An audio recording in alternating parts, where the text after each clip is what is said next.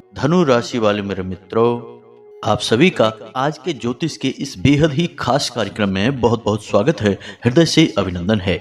माता रानी आपके जीवन को सुंदर बनाएं और आपके ऊपर हमेशा अपनी कृपा बरसाती रहें। दोस्तों, चाहे मर जाना, लेकिन फरवरी माह में ये 5 चीजें भूल कर भी किसी को मत दे देना। जी हाँ दोस्तों, ऐसी परिस्थितियां बनेगी जब लोग आपसे इन 5 चीजों को मांगेंगे। यह हो सकता है कि 2 या 3 चीजें ही आपसे मांगे, लेकिन यदि आपने इन चीजों को किसी को दे दिया तो आप अपना सौभाग्य, अपनी किस्मत, अपनी जीवन भर की खुशहाली उसे दे देंगे और फिर आपको मिलेगा केवल और केवल परेशानी, दुख और तकलीफ का अंधकार। जी हाँ दोस्तों, और हम आपको लिख कर दे सकते हैं कि इस फरवरी माह में आपसे 100% लोग ये 5 चीजें अवश्य मांगेंगे ही। और ऐसा हम इसलिए कह रहे हैं दोस्तों, क्योंकि जब भी जीवन में ग्रहों की स्थितियां बदलती हैं तो उन ग्रहों से संबंधित चीजों पर भी उसका प्रभाव पड़ता है। तो अब ऐसे में आपको यह जानना बहुत आवश्यक है कि आपके जीवन काल में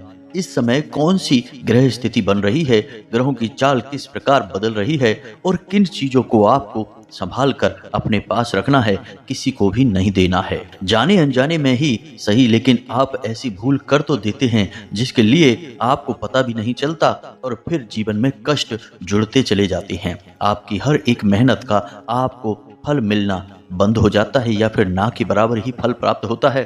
फिर आप अकेले में बैठकर सोचते हैं और मन में तमाम सवाल लेकर बैठे रहते हैं कि आखिर ऐसा क्यों हो रहा है, क्यों आपकी मेहनत का आपको फल प्राप्त नहीं हो रहा है, आपके दुखों का अंत कब होगा, तकलीफें आपकी कभी समाप्त होंगी या फिर यूं ही जीवन भर बस कष्ट ही चलते रहेंगे। जी हाँ दोस्तों, तो अब आपको फिक्र करने की कोई जरूरत नहीं है।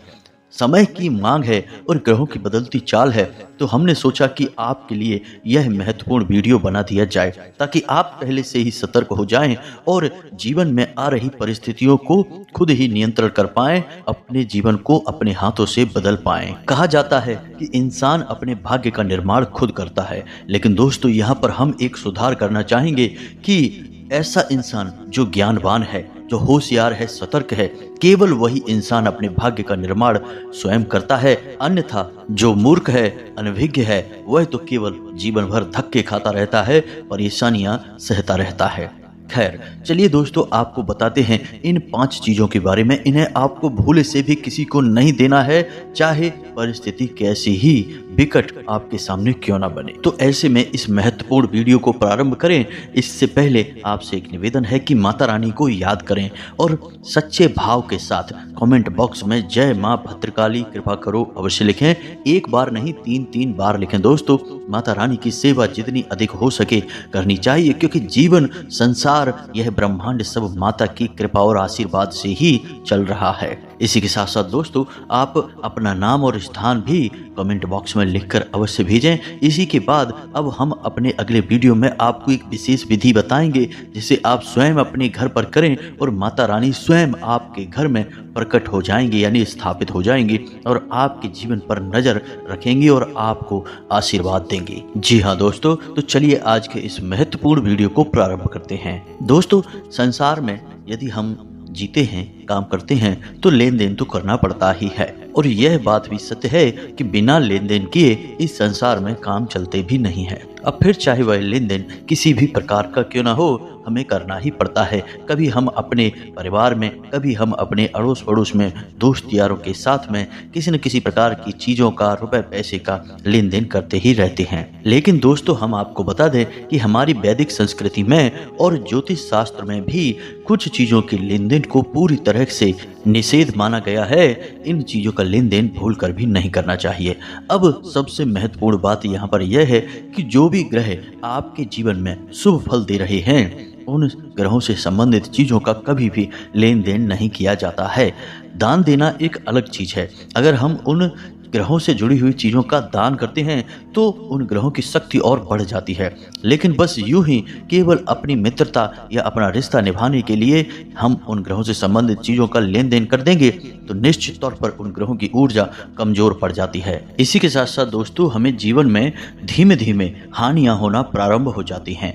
कुछ ग्रह बेहद क्रूर होते हैं तो वे एकदम से हानि पहुंचाते हैं, वहीं कुछ ग्रह ऐसे होते हैं जो मंद प्रभाव रखते हैं, तो उनके द्वारा दी जाने वाली हानियां भी धीमी होती हैं, लेकिन वे लंबे समय तक प्रताड़ित करते रहते हैं। तो दोस्तों अब ध्यान से समझिए, आपकी राशि में एक त्रिशंकु योग बन रहा है, जिसमें राहु, शनि और बुध एक साथ मिलकर एक ऐसा योग बना रहे हैं जो आपको लाभ पहुंचाने वाला है। जी हाँ दोस्तों, आपके जीवन में बहुत सारे अच्छे पल आने वाले हैं, खास तौर से इस फरवरी माह में। लेकिन यदि आप इन तीनों ग्रहों से संबंधित चीजों का लेन देन किसी व्यक्ति के साथ कर देंगे, फिर चाहे वह आपका कितना ही खास क्यों ना हो, आपका अपना भाई ही क्यों ना हो, तो आपको हानि होगी। आपको जो फायदे पहुंचने वाले होंगे, जो आपको सुविधाएं मिलने वाली होंगी, वे आने वाले समय में नहीं मिलेंगी। उल्टा होगा यह है कि हो सकता है कि आपको हानियां ही मिलें, आपके जीवन में कष्ट और परेशानियां ही शामिल हो जाए। तो अब ऐसे में आपको यह जानना बेहद आवश्यक है कि इन ग्रहों से संबंधित चीजें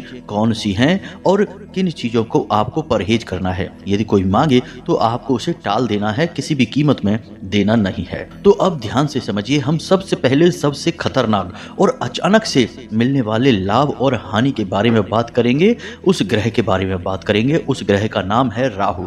दोस्तों इस संसार में जब भी कभी किसी इंसान के जीवन में पीड़ा आती है, परेशानियां आती हैं, तो निश्चित तौर पर उसका राहु खराब होता है, क्योंकि राहु के पास केवल सिर है और इस सिर में राहु का प्रभाव सबसे अधिक होता है। तो पहले जीवन में राहु खराब होता है, वह इंसान को मति भ्रम देता है। जी हाँ दोस्तों, उसकी विचारधारा को खराब कर देता है, दूषित कर देता है। उसके बाद फिर अन्य ग्रहों के दुष्प्रभाव मिलने प्रारंभ हो जाते हैं। जी हाँ दोस्तों, तो अब आप सतर्क हो जाइए, क्योंकि आपकी राशि में भी बन चुका है यही त्रिशंकु योग। अब आपको संभल कर चलना है। कुछ विशेष उपाय होंगे, वो भी हम आपको वीडियो के अंत में बताएंगे, जिन्हें आपको अवश्य कर लेना है। इससे इन ग्रहों से निकलने वाली नकारात्मक ऊर्जा से आप बच जाएंगे। अब ध्यान से सुनिए, हम एक एक चीज के बारे में आपको विस्तार से बताने जा रहे हैं। सबसे पहले बात करते हैं राहु के बारे में, क्योंकि जीवन में राहु ही है एक ऐसा ग्रह जो किसी भी जातक के सबसे बड़े और भयानक समय के लिए जिम्मेदार होता है। जी हाँ दोस्तों, तो राहु से जुड़ी चीजों के बारे में आप समझिए। इन चीजों का आपको भूल कर भी लेन देन नहीं करना है। समझिए दोस्तों कि राहु किसी भी जातक के ऊपर सिर के ऊपर वाला भाग होता है, यानी आपके सिर के बाल और वह हिस्सा जहां बाल होते हैं वह राहु का स्थान होता है।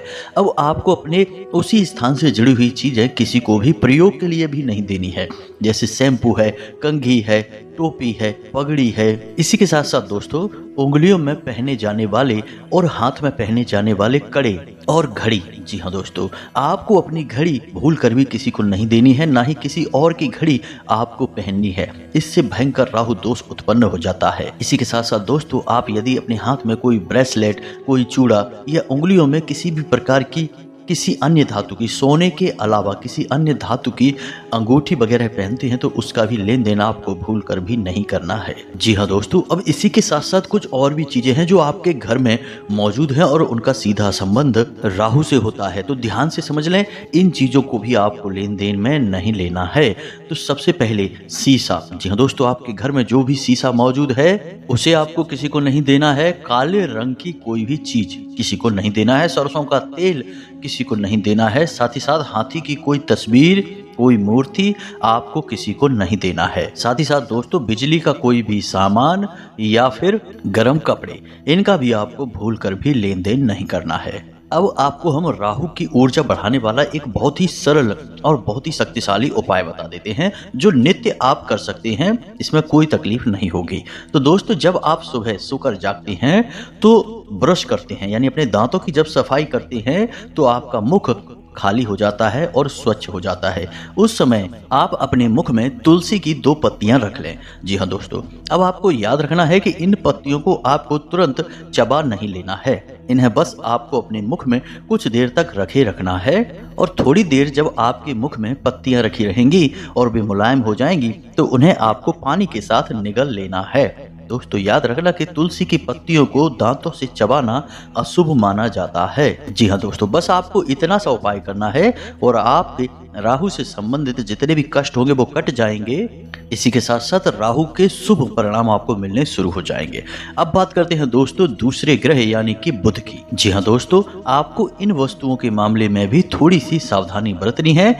इनका भी आपको किसी को भी लेन देन नहीं करना है। तो ध्यान से समझिए दोस्तों, कोई भी हरे रंग की वस्तु, चाहे फिर वह आपके कपड़े हैं या कोई भी अन्य सामान है जिसे आप प्रयोग करते हैं व्यक्तिगत तौर पर, वे आपको किसी को नहीं देनी है। इसी के साथ साथ दोस्तों मूंग की दाल, मिट्टी का घड़ा और हरी सब्जियां, लेकिन इन सबसे महत्वपूर्ण दोस्तों, आप जो अपने गले में पहनते हैं, चाहे आप कोई सोने की चेन पहने या कोई हार पहने या कोई भी ऐसी चीज जो आप अपने गले में पहनते हैं, वह अपने गले से उतार कर किसी को भी नहीं देनी है। यदि आप ऐसा करते हैं तो आप अपनी सद्बुद्धि, अपना विवेक, अपना व्यापार, अपनी आमदनी सब कुछ दूसरे के हवाले कर देते हैं।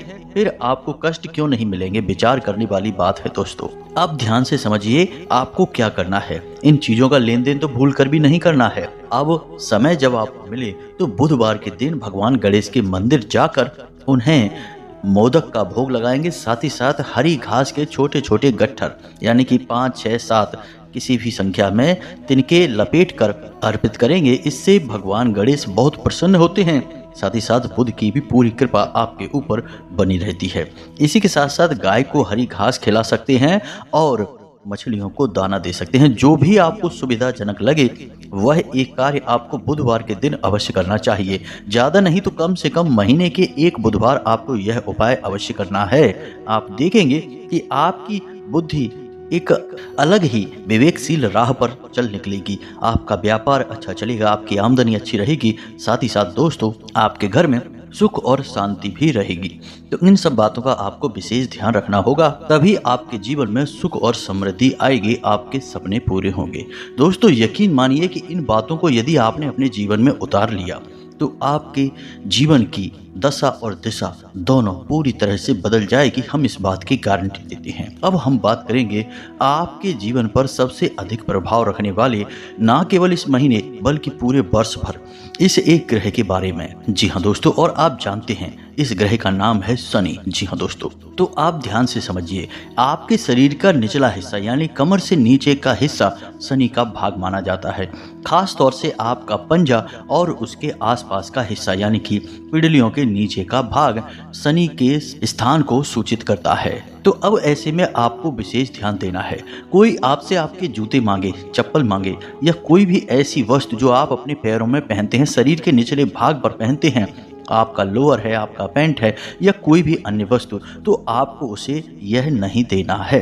अब यहाँ पर ध्यान देने वाली बात यह है कि आप किसी को नए खरीद कर बाजार से दे सकती हैं, लेकिन अपने प्रयोग किए जाने वाली वस्तु को आपको किसी को नहीं देना है। और यह नियम हमने अब तक जितनी भी चीजें बताई हैं सब पर लागू होता है। जो चीज आपने एक बार धारण कर ली, पहन ली, उस चीज में आपकी ऊर्जा समाहित हो जाती है, वह आपकी अपनी वस्तु होती है। फिर आप उसका लेन देन नहीं कर सकते हैं। यदि करना है तो बहुत सोच समझ कर ही करना है। लेकिन इसका मतलब यह नहीं कि आप उस चीज का लेन देन करेंगे ही नहीं। आप बाजार से खरीद कर किसी को वह चीज दे सकते हैं। उसमें आपकी ऊर्जा समाहित नहीं है तो उसका आपके ऊपर विशेष कोई प्रभाव भी नहीं पड़ेगा। जी हाँ दोस्तों, अब ध्यान से सुनिए, कुछ और चीजें हैं जिनके बारे में आपको थोड़ा सा सतर्क रहना है। जैसे कि काली रंग की कोई भी वस्तु यानी खाने पीने का सामान हो, काले वस्त्र हो या काली मिर्ची हो, मसाले हो, कोई भी काले रंग की वस्तु आपको किसी को नहीं देनी है। कोई आपसे मांगने आएगा लेकिन आपको नहीं देनी होगी। यदि आप ऐसा करेंगे तो आप अपने शनि की ऊर्जा को खराब करेंगे और अपने जीवन में परेशानियां खड़ी कर लेंगे। अब ध्यान से सुनिए, हम आपको कुछ और चीज़ों के बारे में भी बता रहे हैं। इनके बारे में भी आपको थोड़ा सा सतर्क रहने की आवश्यकता है। दोस्तों, जिस घर में टॉयलेट का यानी कि स्नान करने वाली जगह और लेट जहां पर हम अपना मल त्याग करते हैं, ऐसे स्थान का दरवाजा यदि खुला रहता है तो उस घर में हमेशा नकारात्मक ऊर्जा का वास रहता है। तो कभी भी ऐसे स्थान से दुर्गंध नहीं आनी चाहिए, दरवाजा बंद रहना चाहिए और इन स्थानों को जितना हो सके उतना साफ सुथरा रखना चाहिए। अब इसी के साथ साथ आपको कुछ छोटे से उपाय यदि कर लें तो बहुत लाभ प्राप्त होंगे। जैसे कि हमने देखा है कि कुछ लोगों के घर में हमेशा किसी न किसी बात को लेकर खींचतान बनी रहती है, यानी कि घर के सदस्य आपस में किसी न किसी बात को लेकर झगड़ते ही रहते हैं, विवाद बना ही रहता है। होना यह चाहिए कि परिवार में प्रेम ही प्रेम होना चाहिए, लेकिन होता एकदम उल्टा है। परिवार के आपस के सगे संबंधी और रिश्तेदार ही दुश्मन बने बैठे रहते हैं। ऐसा इसलिए होता है दोस्तों कि इन लोगों के ऊपर या यूं कहें कि इस घर में नकारात्मक ऊर्जा कूट कूट कर भरी होती है। तो ऐसे घर में 2-3 चीज़ें हैं जो हमेशा देखने को मिलती हैं, हमने कई बार ऐसा देखा है। तो उनके टॉयलेट का हमेशा दरवाज़ा खुला रहता है, सफाई की कमी रहती है, या फिर इन लोगों के घर में कोनों में मकड़ी के जाले अवश्य लगे रहते हैं। इसी के साथ साथ दोस्तों इनके ब्रह्म स्थान में भी कोई ना कोई भारी भरकम वस्तु रखी रहती है या जूते चप्पल पड़े रहते हैं। ये सब सूचक हैं कि आपके घर में नकारात्मक ऊर्जा वास कर रही है। तो अब आपको क्या करना है दोस्तों, हम आपको एक छोटा सा उपाय बताते हैं। आप कांच की एक कटोरी लो और उस कटोरी में थोड़ा सा जल भरें और उसमें थोड़ा सा समुद्री नमक डालें, यानी जो नमक आप अपने घर में प्रयोग करते हैं उस नमक को मिला दें और उस कटोरी को आप अपने लेट और बाथरूम दोनों में ही रख दें। जी हाँ दोस्तों, जो दक्षिणी दीवार है उस दीवार से सटाकर इस कटोरी को रखें। 7 दिनों तक इस कटोरी को रखें। इसके बाद इसके जल को आप उसी लेट में यानी कि टॉयलेट सीट में विसर्जित कर दें और दोबारा से नमक पानी भरकर वहां रख दें। आप देखेंगे कि आपके लेट और बाथरूम में रखा हुआ जो पानी है वह काला पड़ने लगेगा, उसमें से बदबू आने लगेगी। ऐसा इसलिए होगा क्योंकि वहां से सबसे अधिक नकारात्मक ऊर्जा उत्सर्जित होती है और ऐसे में यदि आप इस उपाय को करेंगे तो वह ऊर्जा आपके घर में नहीं फैलेगी, उस कटोरी के जल में समाहित हो जाएगी। इसीलिए वह जल काला हो जाएगा, बदबूदार हो जाएगा, बहुत ही अधिक गंदा दिखाई देगा। तो उस जल में ऊर्जा नकारात्मक समाहित हो जाएगी और जब आप उसे प्रवाहित कर देंगे यानी अपनी टॉयलेट सीट में विसर्जित कर देंगे, प्रवाहित कर देंगे, बहा देंगे, कुछ भी कह सकती हैं, तो वह ऊर्जा भी उस जल के साथ बह जाएगी और आपका घर बच जाएगा। इस उपाय को आप अवश्य करिए दोस्तों। ये ऐसे उपाय हैं जो कि रोज किए जा सकते हैं और इन उपायों का बहुत अधिक प्रभाव रहता है। कोई बड़ा भारी भरकम उपाय आप रोज नहीं कर सकते, लेकिन छोटे छोटे उपाय तो आपको करने ही चाहिए। दोस्तों हम अपने शरीर को भी तो साफ सुथरा रखने के लिए रोज स्नान करते हैं, अपने दांतों में ब्रश करते हैं, छोटे छोटे कार्य करते हैं कि नहीं। इससे हमारा शरीर स्वच्छ रहता है, साफ रहता है। सोचो कि अगर हम ऐसा कार्य ना करें, हम सोचें कि क्या रोज रोज नहाना है, क्यों रोज रोज इतना कार्य करना है, तो हमारे शरीर से ही दुर्गंध आने लगेगी, हमारी मानसिकता ही दूषित हो जाएगी, लोग हमसे बचने लगेंगे, कतराने लगेंगे। तो ठीक इसी प्रकार दोस्तों हमारा जीवन भी होता है। हमें अपने जीवन को भी शुद्ध बनाना पड़ता है, छोटी छोटी क्रियाएं करनी ही पड़ती हैं। तो अब हम आपको एक छोटा सा उपाय और बता दें शनिदेव से संबंधित। ना केवल शनिदेव बल्कि अन्य दूसरे ग्रह भी जो शनिदेव के संपर्क में रहते हैं वे भी आपको शुभ फल देना शुरू कर देंगे, केवल इस एक उपाय के वजह से। तो ध्यान से सुनिए दोस्तों, आपको क्या करना है कि शनिवार के दिन किसी ऐसे मंदिर में जाना है जहां पर पीपल का वृक्ष हो। आपको शनिदेव के ऐसे मंदिर में नहीं जाना है जहां शनिदेव की मूर्ति लगी रहती है। शनिदेव की दृष्टि हमेशा वक्री होती है और वह हमेशा नुकसान ही पहुंचाती है। यह शनिदेव को श्राप लगा हुआ है। अब लोगों को इस विषय पे ज्यादा ज्ञान नहीं होता है तो वे शनिदेव की मूर्ति लगा देते हैं, लेकिन शनिदेव का असली शुद्ध स्वरूप शिला स्वरूप माना जाता है, यानी कि सिर्फ पत्थर की एक शिला होती है, उसे ही शनिदेव का स्वरूप माना जाता है। काले रंग की यह शिला होती है। तो आप यदि मूर्ति स्थापित वाले मंदिर में जाएंगे तो वहां आप शनिदेव की ओर देखेंगे और शनिदेव की सीधी दृष्टि आपके ऊपर पड़ेगी। इससे आप चाहे कुछ भी कर लें, कितना ही अच्छा कार्य कर लें, शनिदेव आपको पीड़ित करेंगे ही करेंगे। चाहे कितनी ही आप ताकत लगा लीजिए, बच नहीं सकते। इसका कारण यह है कि शनिदेव चाहे या ना चाहे लेकिन उनकी दृष्टि आपका नुकसान करेगी, यह उनके ऊपर श्राप है।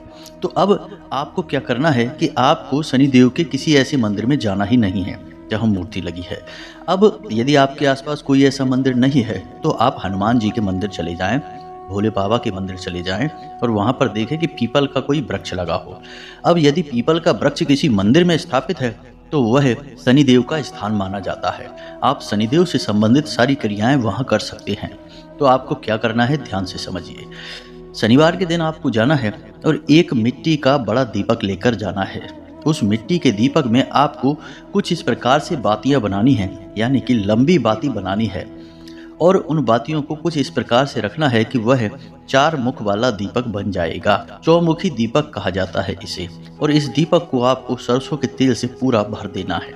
अब इस चौमुखी दीपक को आपको उस पीपल के वृक्ष के नीचे जलाना है। इसी के साथ साथ दोस्तों आपको उस पीपल के वृक्ष की 7 परिक्रमाएं देनी हैं। 7 परिक्रमा लगाने के बाद आप उस पीपल के वृक्ष पर अपने हाथ रखेंगे। जी हाँ दोस्तों, अपनी हथेलियां, दोनों हथेलियां रखनी है। और दोनों हथेलियां रखने के बाद आपको 8 बार इस मंत्र का उच्चारण करना है। मंत्र बहुत ही सरल है और शनि देव का मंत्र है। ओम शम शनिश्चराय नमः। जी हाँ दोस्तों, आपको 8 बार इस मंत्र का जाप करना है। ओम शम शनिश्चराय नमः। यह कार्य आपको कम से कम 8 शनिवार करना है।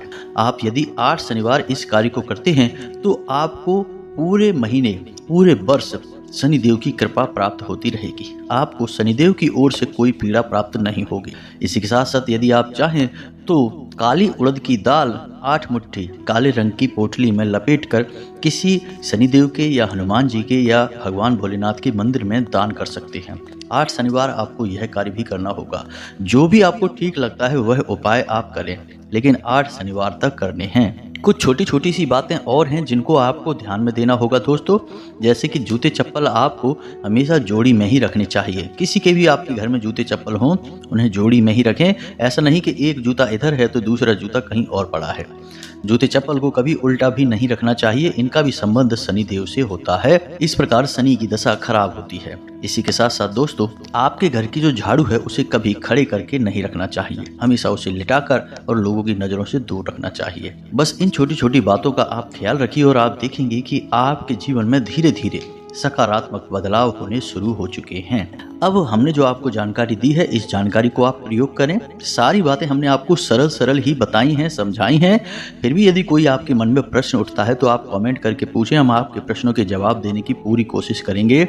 कमेंट में पूरे भक्ति भाव के साथ जय माँ भद्रकाली कृपा करो अवश्य लिखना। 1 बार नहीं 3 बार लिखना। माता रानी आपके ऊपर पूरी कृपा करेंगे। इसी के साथ साथ आज की इस वीडियो को विराम देते हैं। मिलते हैं अगले ज्ञानवर्धक वीडियो में। तब तक के लिए धन्यवाद। जय माता की।